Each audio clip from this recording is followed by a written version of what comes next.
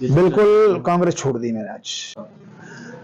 भूपेंद्र सिंह हुड्डा और उसका बेटा एक छत्र राज है कांग्रेस पे, एक परिवार का राज है, और इस परिवार के राज ने रोहतक सोनीपत झज्जर की टोटल लीडरशिप खत्म कर दी है, डिस्ट्रॉय कर दी है, और ये किसी और को उभरने नहीं देते।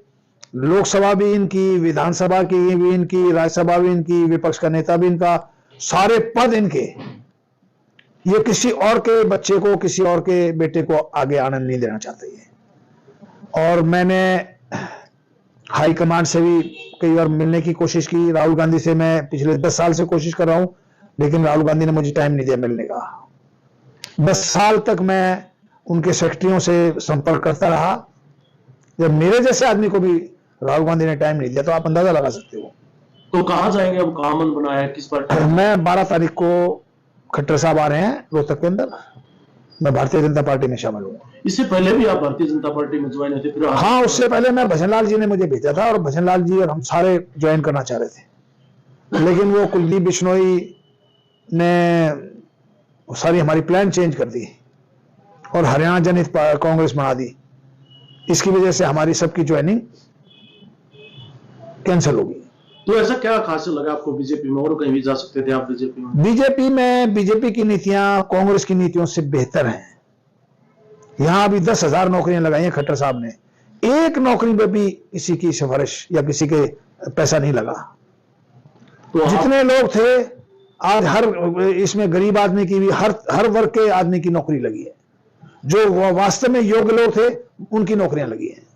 और मोदी जी का तो क्या मुकाबला है, वो तो सबका साथ सबका विकास। वो काफी समय नहीं होगा आपको ये, क्योंकि सरकार है 10 साल से, लेकिन आप विपक्ष में रहे हैं 10 साल से, तो आपने देर नहीं कर दी ये समझने में? हाँ, मेरे से चूक हुई है। मुझे आपसे 5 साल पहले या 4 साल पहले या 6 साल पहले जाना चाहिए था, वो मेरे से चूक हुई। तो क्या लोकसभा चुनाव लड़ेंगे या विधानसभा? मैं कोई चुनाव नहीं लड़ूंगा। जो पार्टी मुझे जिम्मेदारी देगी मैं वो पार्टी की जिम्मेदारी निभाऊंगा। मैं एक सामान्य कार्यकर्ता हूं, कांग्रेस में भी एक कार्यकर्ता था, मैं एक कार्यकर्ता से मैं मिनिस्टर बना था, और भारतीय जनता पार्टी में भी एक सामान्य कार्यकर्ता के रूप में मैं पार्टी ज्वाइन कर रहा हूँ। हुड्डा साहब, कुछ ना कुछ तो बातचीत हुई होगी, आप पार्टी में ज्वाइन कर रहे हैं बीजेपी, कोई बातचीत होगी टिकट को लेकर, कहीं चेयरमैन को लेकर, कहीं ना कहीं होती है, जब भी तो जाते हैं। किसी प्रकार की कोई बात नहीं हुई, ना मैंने कोई जिक्र किया, ना उन्होंने कोई जिक्र किया।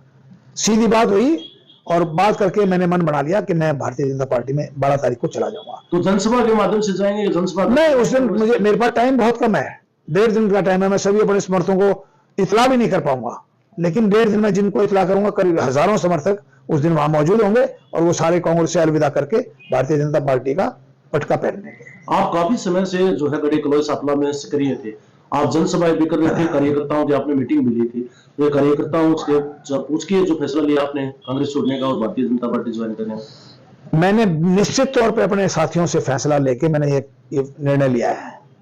और मेरा परिवार में 3 एमएलए रहे हैं, 2 मेरे परिवार ताऊ एमएलए रहे हैं, तीसरा मैं मिनिस्टर रहा हूं, 3 आदमी रहे हैं। और मेरे ताऊ ने भूपेंद्र सिंह हुड्डा के दादा को की 1923 में, आज से 101 साल पहले जमानत जब्त की थी लाहौर काउंसिल में।